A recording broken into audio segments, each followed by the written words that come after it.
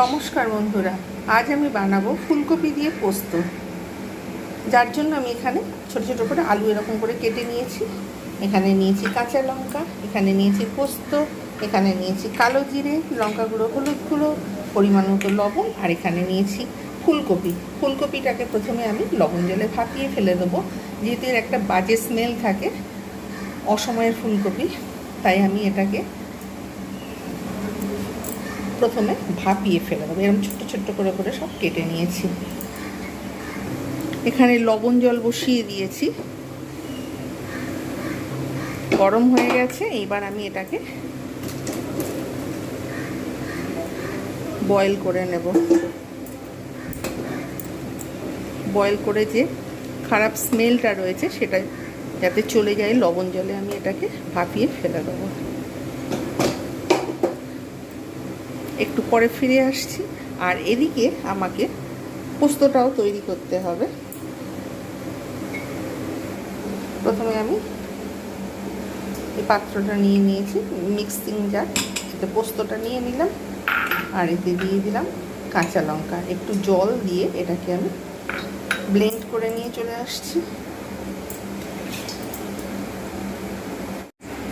ফুলকপিটাকে আমি ঠিক এইরকমভাবে ভালো করে বয়েল করে ধুয়ে নিয়ে চলে এসেছি, একদম পুরো ক্লিন হয়ে গেছে। এইবার আমি কড়াতে দিয়ে দিয়েছি সর্ষের তেল পরিমাণ মতো, কালো জিরেটা একটু ফোড়ন দেব। আমি আগে প্রথমে কপিগুলোকে খুব ভালো করে ভেজে নেব।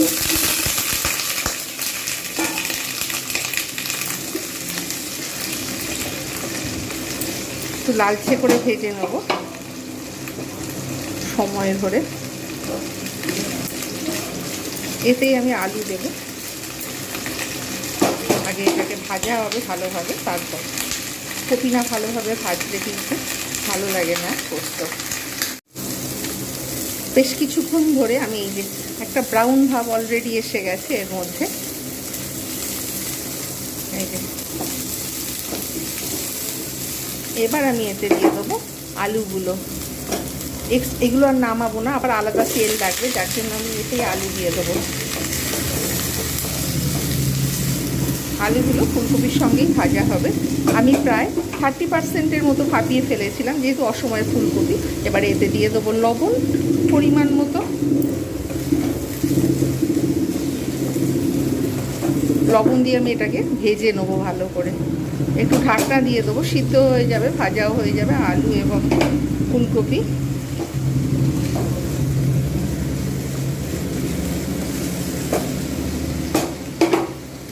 বেশ কিছুক্ষণ ভালো করে ভেজে নিয়ে তারপর লঙ্কা গুঁড়ো, হলুদ গুঁড়ো দেবো, শেষে দেবো পোস্ত।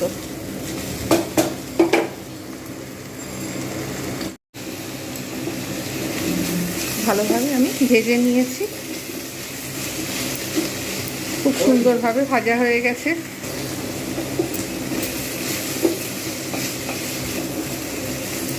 একদম পুরো পারফেক্ট হয়েছে ফুলকপি আর আলু ভাজা। এইবার আমি এতে লঙ্কা গুঁড়ো, হলুদ গুঁড়োটা আমি এতে দিয়ে দেবো, ভালো করে ভেজে নেবো। লঙ্কা গুঁড়ো, হলুদ গুঁড়োটা যাতে এর মধ্যে ভালোভাবে মিক্স হয়ে যায়, ভাজা হয়ে যায়, পুড়বে না, কিন্তু ভালোভাবে এটা যাতে ভাজা হয় আমাকে সেদিকে কিন্তু লক্ষ্য রাখতে হবে।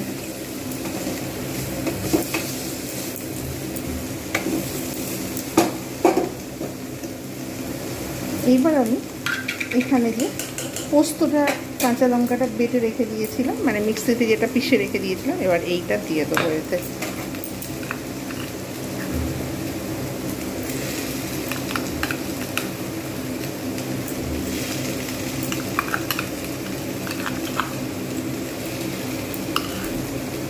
অনেক বেশি গাঢ় হয়ে গেছে, যার জন্য আমি একটু জল দিয়ে দেবো।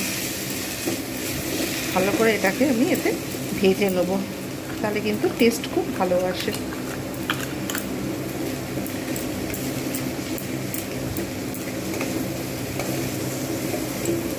বেশ কিছুক্ষণ সময় ধরে আমি এটাকে ভাজবো।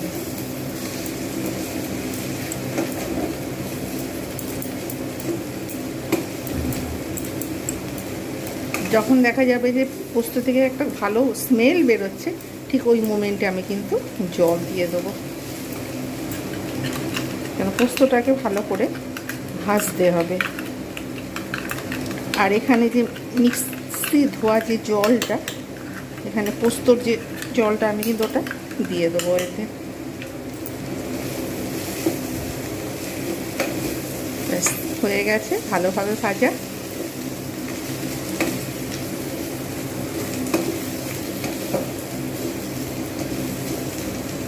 এইবার আমি এতে জলটা দিয়ে দেবো।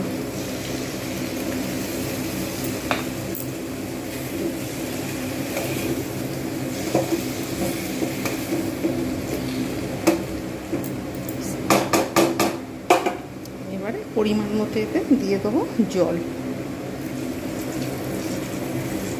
গামাখা মাখা মতো যতক্ষণ পর্যন্ত না হবে, পারফেক্টভাবে সেদ্ধ না হবে আমাকে, ততক্ষণ পর্যন্ত আমি কিন্তু এটাকে ঢাকনা দিয়ে এটা আমি ফুটিয়ে নেব ভালোভাবে।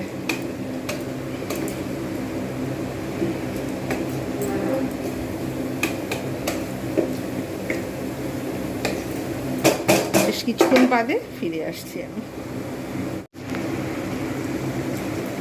ব্যাস একদম পুরো পারফেক্ট সিদ্ধ হয়েছে, গামাখা মাখা মাখা তো হয়ে গেছে। একদম চেক করে নিলাম, আলুও পুরো সিদ্ধ হয়ে গেছে। এইবার আমি এটাকে সার্ভ করে দেখাচ্ছি কীরকম হয়েছে। ফুলকপি আলু দিয়ে পোস্ত আপনারা অবশ্যই বাড়িতে বানাবেন, দেখবেন দুর্দান্ত লাগে। তৈরি হয়ে গেল ফুলকপি আলু দিয়ে পোস্ত। এটা কিন্তু অতি জনপ্রিয় রেসিপি এবং খুব দুর্দান্ত রেসিপি। আমি যেভাবে বানিয়েছি অবশ্যই এইভাবে বানান। প্রত্যেকের কাছে এটা অনুরোধ রইল, যারা নতুন নতুন রান্না শিখছেন তাদেরও এটা খুব ইজি হবে, আর যারা জানেন অবশ্যই তো জানেন।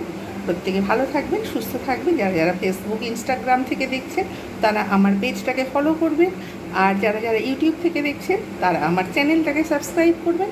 প্রত্যেকে ভালো থাকবেন, সুস্থ থাকবেন। আজকের মতো এতটুকু। এইরকম নিত্য নতুন ভিডিও পেতে ওয়ান্স এগেইন আমার চ্যানেলটাকে সাবস্ক্রাইব করুন। Bye bye and take care.